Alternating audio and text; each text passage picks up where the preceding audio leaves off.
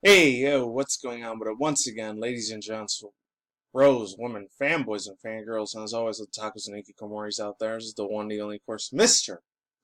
Nintendo Sony Free 2011, aka Mania Wolverine. And of course, you guys in the Wrestling Angel's on his channel. And as always, if you want to, you don't have to, you can subscribe or hit the bell notification if you want. Not forcing anybody. But anyways, today, actually, no, I heard about this a couple days ago on Tuesday, but this original article came out on Saturday. So I heard about it like 3 days after this because I found on Kotaku's little article. Even though half the time the internet likes to shit on them and Polygon because in case they're whole that bullshit left right wing paradigm crap, which I don't believe in with politics and all that. Because they like to kiss a lot of like feminist ass, but sometimes they're funny as shit. That's why I still like following them here. I got it from their little official Twitter account, so I'll leave the link to their Twitter there. So unfortunately, and if you're wondering why I'm really sound asleep, it's like 7:30 in the morning, so I got about a good 2.5 hours before I start work. Well, usually I don't do videos in the morning, but there's that. And then the whole Pikachu Let's Go, Eevee, and Pokemon Quest. I'll talk about that in the next video. Maybe when I get back from work, I'm a little bit more awake. So yeah, I usually don't do videos in the morning. That's why I don't do so. This guy named Cameron Coltzerman, shout out to him for making the article. Unfortunately, we had some real sad news that happened last week, Saturday. Sad as hell as that is, one of the most brilliant minds in the old school video gaming industry, Mr. Ted Dabney. Atari co-founder Ted Dabney dies at age 81. It's pretty damn sad. I mean, he had a long run, but unfortunately, sadly, came to an end. You know what? At least he died of a natural cause.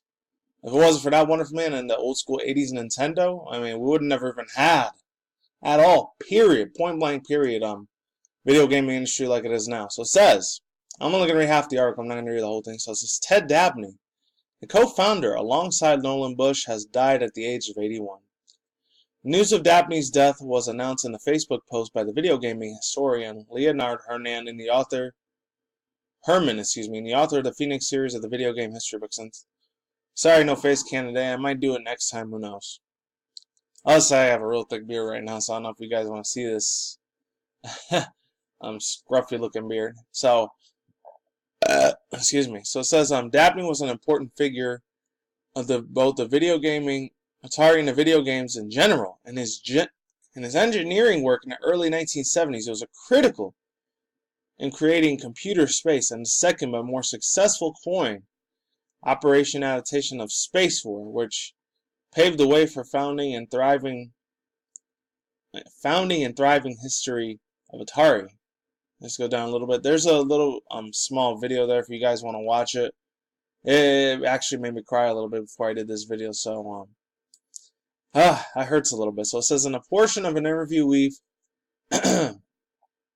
interview quoted in Tristan Donovan's quote, replay to the history of video games, unquote.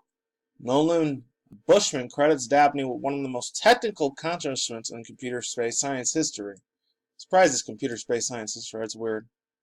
It says, we were good friends. Oh, I went way too far. We were good friends, and Ted and I had a lot of analog and computer skills that I didn't have, said Busha. And keep in mind, this is the 70s, before like mid-late 90s, early 2000s when internet started getting better, and then 2005 and up when internet got way more popular, social media and shit.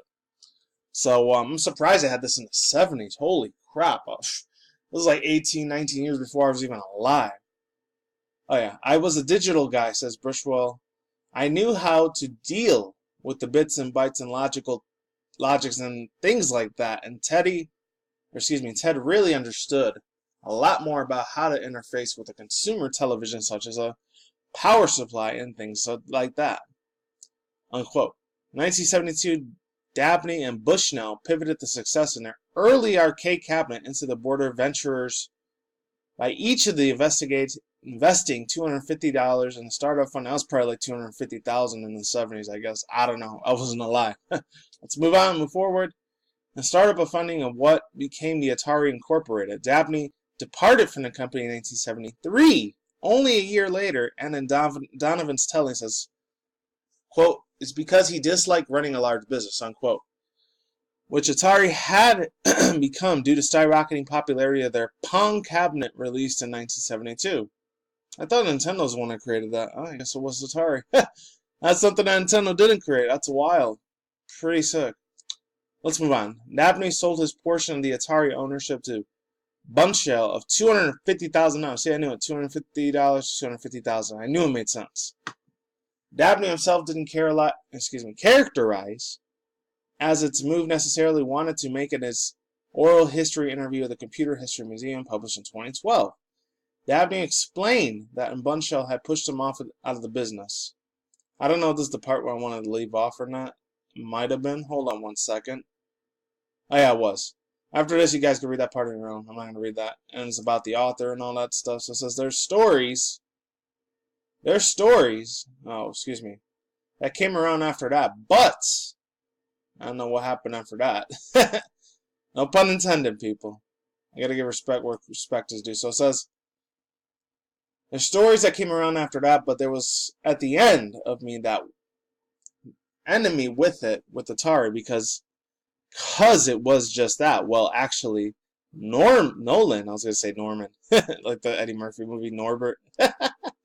Alright, no, but seriously, rest in peace to this dude. So it says, Nolan had told me that if I didn't sell out, he would transfer all the assets to another corporation, leaving me with nothing anyways. Oh my god. So you might as well we were selling out. Oh man, that would have ran them out of business, even though they kind of did run out of business. Unfortunately, I think it was like 2011, 2012, a while ago.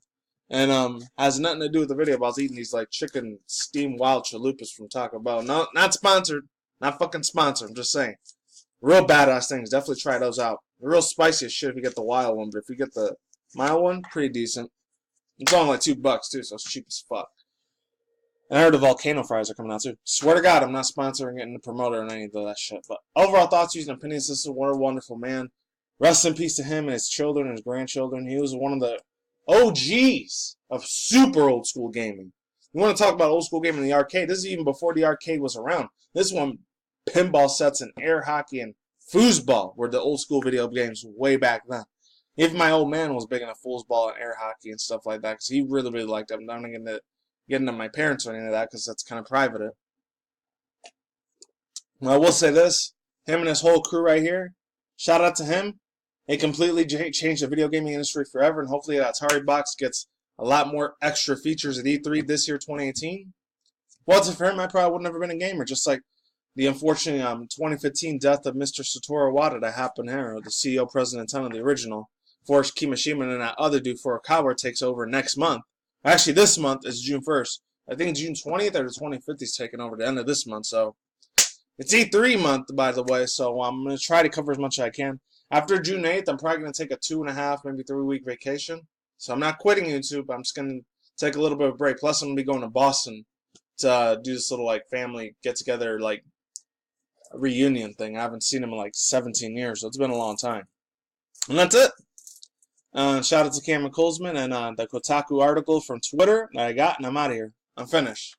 Oh, and then they came up with 2 new tweets. These guys are so fascinating. Oh, yeah, I heard about that Fallout game that came out 276. Some people are pissed about it. Others love it. And that's it. Peace out once again, ladies and gentlemen, bros, women, fanboys, and fangirls. And of course, as always, not Kotakus, but Otakus and hikikomoris out there. I will see you when I see you. You guys have a good day, have a good night, wherever you're at around the universe. Don't drink smoke at the same time. Don't say something reckless. Keep it calm, keep it cool, keep it chill, keep it like brother. And until then, that's it, guys. Peace out, ladies. Goodbye. Stay tuned. More videos coming soon. Brand new videos on our channel almost every single day. Stay in the grind, stay healthy, be easy, we do yourself. Peace out. Ladies and goodbye. Stay tuned for future article session reviews, such as video gaming industry news, anime manga news, and of course, internet news. When September comes around the corner, as always, friends. I will have outdoor chat and breeze blogs when it gets colder out later in September because it's not going out 130-degree weather. Screw that. And yeah, that's it. Take it easy. Peace out, and like sauerkraut. I'm gone and goodbye. Late and goodbye. See you on the flip side, and stay safe, everyone. Later.